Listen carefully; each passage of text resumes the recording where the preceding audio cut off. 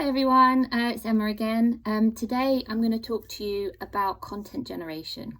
Now this is absolutely the hardest thing for me about social media and websites is thinking of the ideas and creating the content.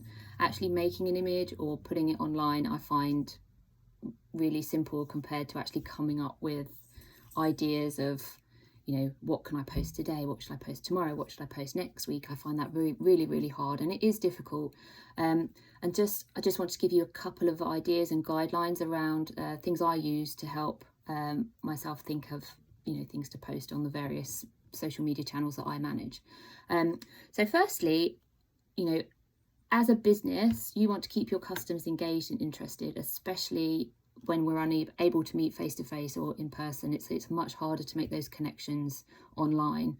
So what is it about your business that makes it unique? Why are your customers your customers? And what is it about you and your business that's going to attract new customers?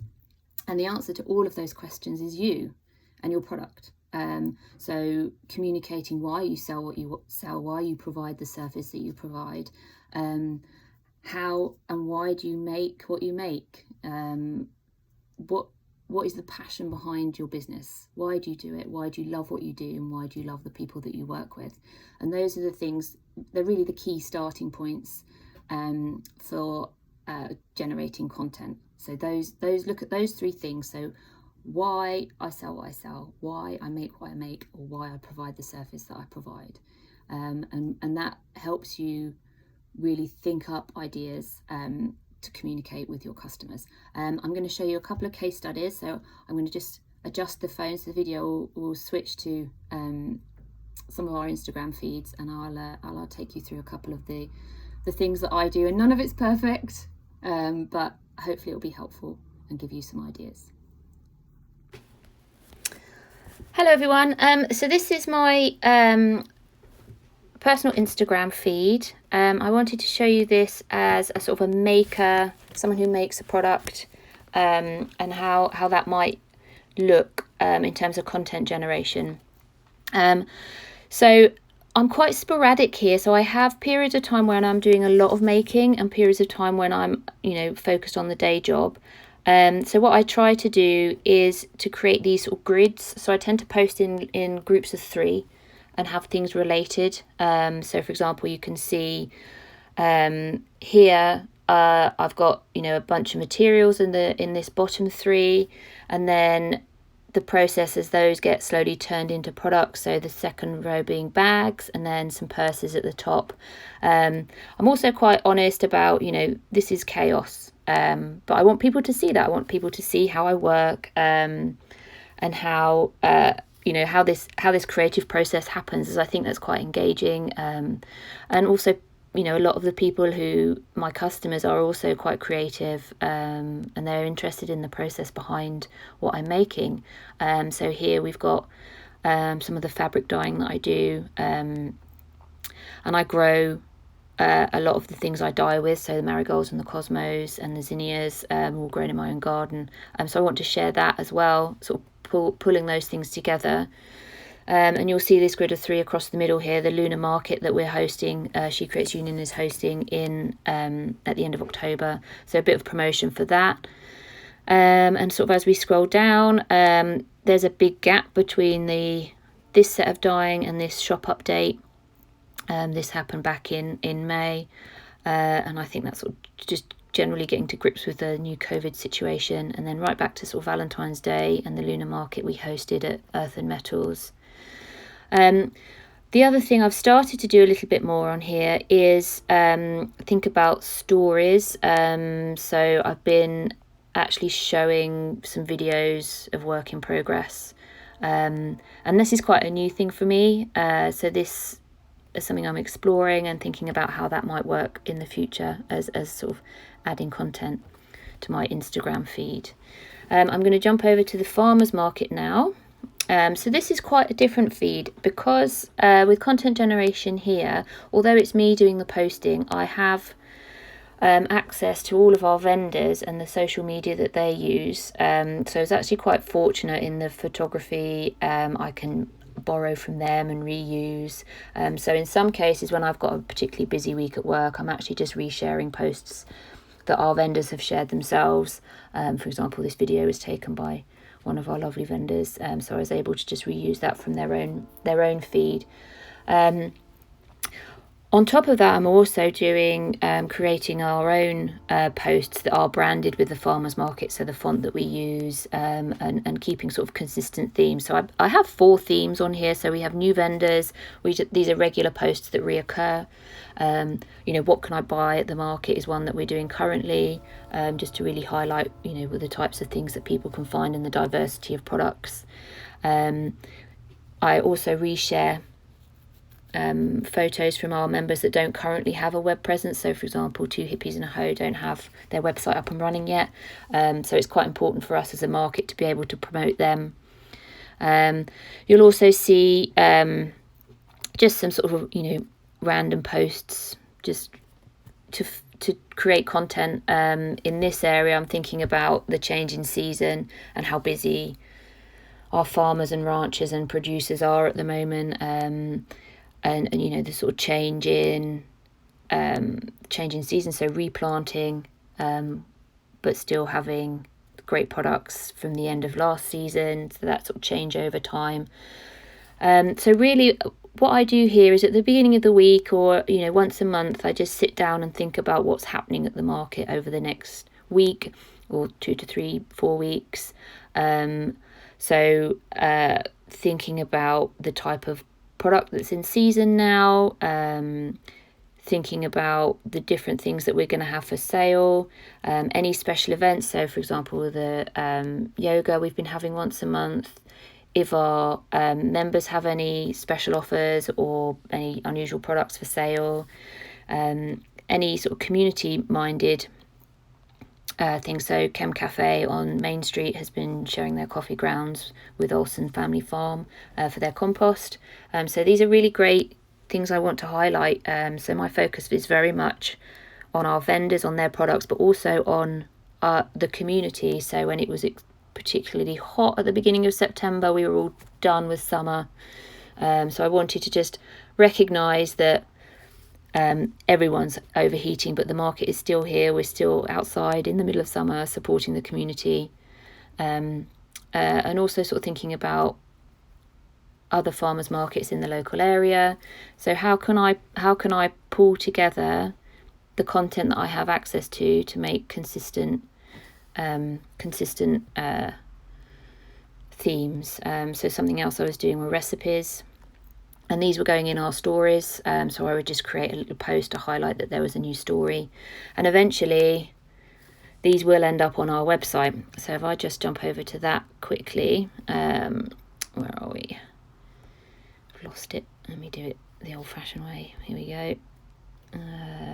There we go.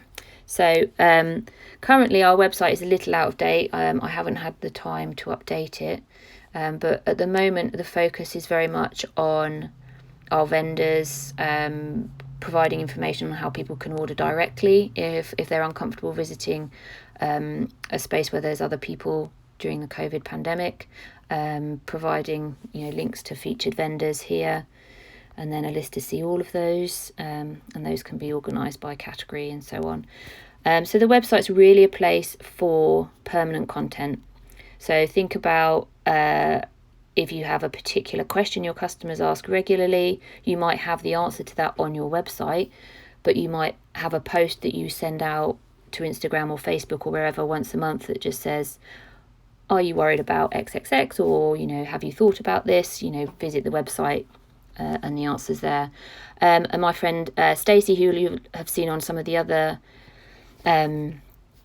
videos, she does her Bean and Noodle blog post, and so that actually gives her content. She may post an article or a recipe in January, and then it'd be relevant again to repost perhaps in May or June. It's content that she can reuse at a decent distance over and over. So don't discount your website when it comes to creating content for social media.